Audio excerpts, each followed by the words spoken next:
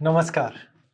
हम विश्लेषण कर रहे हैं आने वाले साल 2026 के।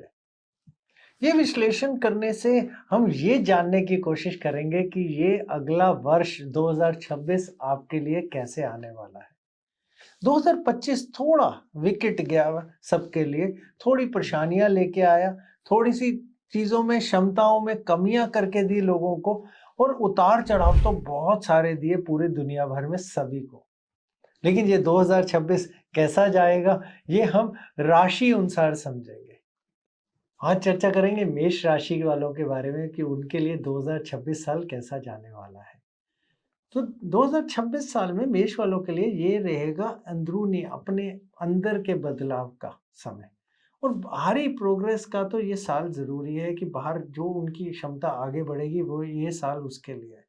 शुरुआत में आपको लगेगा कि चीज़ें बहुत धीमी चल रही हैं, लेकिन शनि आपके 12वें भाव में बैठे हैं, इसलिए साल की शुरुआत आपको बहुत डिसिप्लिन, नींद की पूरी कहते हैं तरीकों में चल के, सीमाएँ बना के और खर्च पे नियंत्रण करके सिखाती है।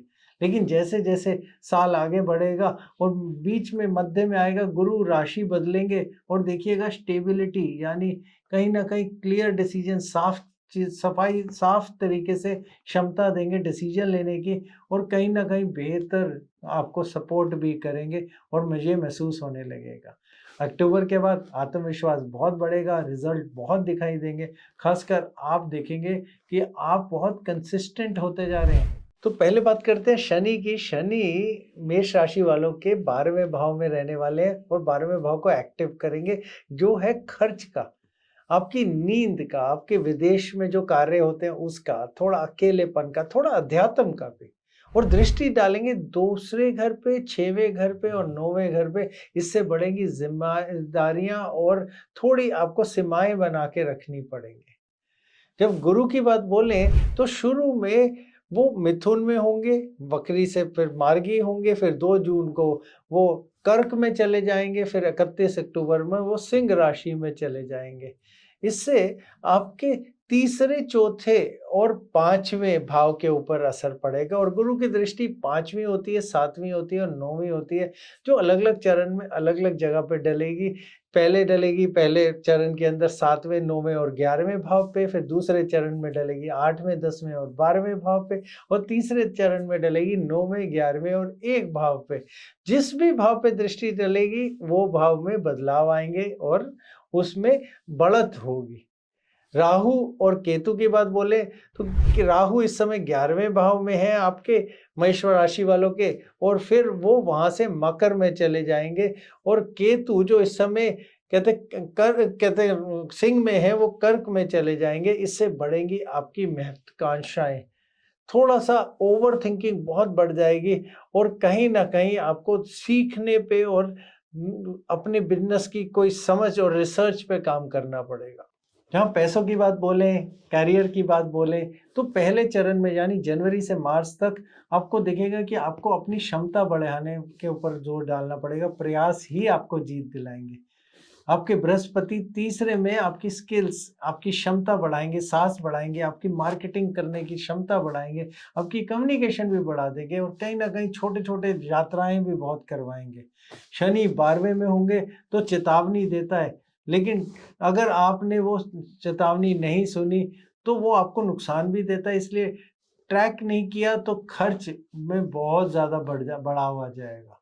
सबके अच्छी चीज़ ये है कि कोई कमाई देने वाला काम सीखें, कोई पेंडिंग पेमेंट वगैरह अगर किसी की कुछ है, चाहे ईएमआई वगैरह है, उसको कंट्रोल करें या पेमेंट कर दें। और देखिए, कोई भी अपने अंदर से सिर्फ अपनी भावनाओं से जुड़े तरीके से कहीं पे भी इन्वेस्टमेंट या निवेश से बिल्कुल बच के। दूसरे चरण में यानी अप्रैल से जून तक आप देखिएगा कि जो आपके जहाँ पे ठहराव था उसमें बदलाव आने लग जाएंगे। 2 जून के आसपास गुरु चौथे भाव में जो थे वो मानसिक स्थिरता में सुधार देते हैं। आपको घर में, अपने ऑफिस में, आपके सेटअप में, आपके इमोशनल या अपनी भावनाओं के कहते हैं स्थिति में बहुत अच्छे बेहतर नतीजे नज़र आएँगे। पैसों की बात बोलें तो वो भी बेहतर होगी जब आपकी जेनरॉसिटी सिलेक्टिव बनेगी, यानी आप अपना कोई सोच समझ के कोई नई चीज़ के ऊपर खोज पे ध्यान लगाएँगे तो उससे आपको फ़ायदा मिलेगा। तीसरे चरण यानी जुलाई से सितंबर की बात बोले, ये तो फिर दोबारा जो अभी तक आपने किया उसके बारे में सोचने का टाइम है, रिव्यू का टाइम है। ये है स्ट्रैटेजी यानी अपने पूरे प्लान बनाने का टाइम। शनि को आप देखेंगे कि वो आपको पुरानी एनर्जी यानी पुरानी ज़िम्मेदारियों के को वापस जाँचने के लिए कहते ले जा रहे हैं। गुरु का श्लेषा में होना कहीं न कहीं आप देखिए कि बातचीत करके या फिर आपको मोल-तोल करने में मदद करेगा और ये बहुत सिर्फ़ क्लियर पेपर वर्क के साथ काम करने का समय आ जाएगा। आपके लिए सबसे ज़रूरी ये है कि आपको अपने जो कार्य करने के सिस्टम हैं वो बना के रखने हैं। कोई भी खतरे वाला खर्च नहीं करना, नींद को पूरा रखना है, उसी के हिसाब से आपको अपनी पूरी शक्ति बना के रखनी है कार्य में। चौथे चरण यानी अक्टूबर से दिसंबर की बात बोले तो ये आपके कॉन्फिडेंस को बढ़ाएगी। ये आपको जो आपकी कहते क्षमता है दिखने की यानी पब्लिक आपको पहचाने, आपकी पहचान को बढ़ाएगी। 31 अक्टूबर के बाद गुरु 5वें या में आपके घर में पहुंच जाएंगे जो क्रिएटिविटी का घर है, आपकी लीडरशिप को दर्शाता है, आपकी पहचान को दर्शाता है, आपकी शिक्षा को दर्शाता है। रिजल्ट बहुत बेहतर हो जाएंगे। फिर नवंबर के आखिर में राहु भी घर बदल लेंगे, 10वें में आ जाएंगे। प्रमोशनल ब्रांडिंग के लिए बहुत शानदार। और अपनी ईगो पे कंट्रोल रखना है, घमंड पे कंट्रोल रखना है, कोई भी जल्दबाजी का कार्य नहीं करना। केतु चौथे में है, वो करवाएगा कि आपको लाइफ में सरल रखे ताकि कोई टेढ़ी मेढ़ी बड़ी ऊंची सोच नहीं रखे। कैरियर ग्रोथ तो साफ बनी रहे। रिश्तों की बात बोले तो आप देखिएगा जनवरी मास तक आपके लक्ष्य बहुत फोकस्ड रहेंगे।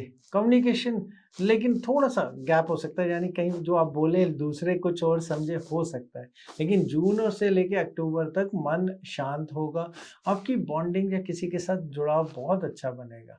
अक्टूबर से दिसंबर तक रोमांस सुधरता हुआ नजर आ रहा है, गुरु 5वें में आ जाएंगे और कैरियर पर दबाव बढ़ेगा क्योंकि राहु 10वें में आ जाएंगे। उस समय में अश्लेषा जो नक्षत्र है उसके हिसाब से अगर हम थोड़ा सा सोचे तो मीठे शब्दों पर नहीं, कंसिस्टेंट जो आप कार्य करेंगे उस पर भरोसा करें।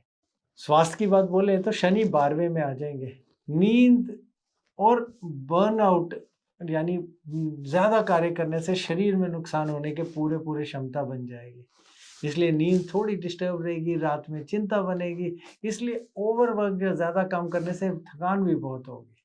उपाय आपके लिए यह है कि मंगलवार के दिन हनुमान चालीसा या फिर ओम हनुमते नमः का जाप करना है 108 बार। आप भोजन दान करिए और अगर हो सके तो लाल मसूर भी दान में दीजिए। आपके लिए अच्छा शुभ रंग है लाल या कोरल, वो भी लाल ही होता है मैरून जैसा, और आपके लिए लकी नंबर रहेगा 9। नमस्कार।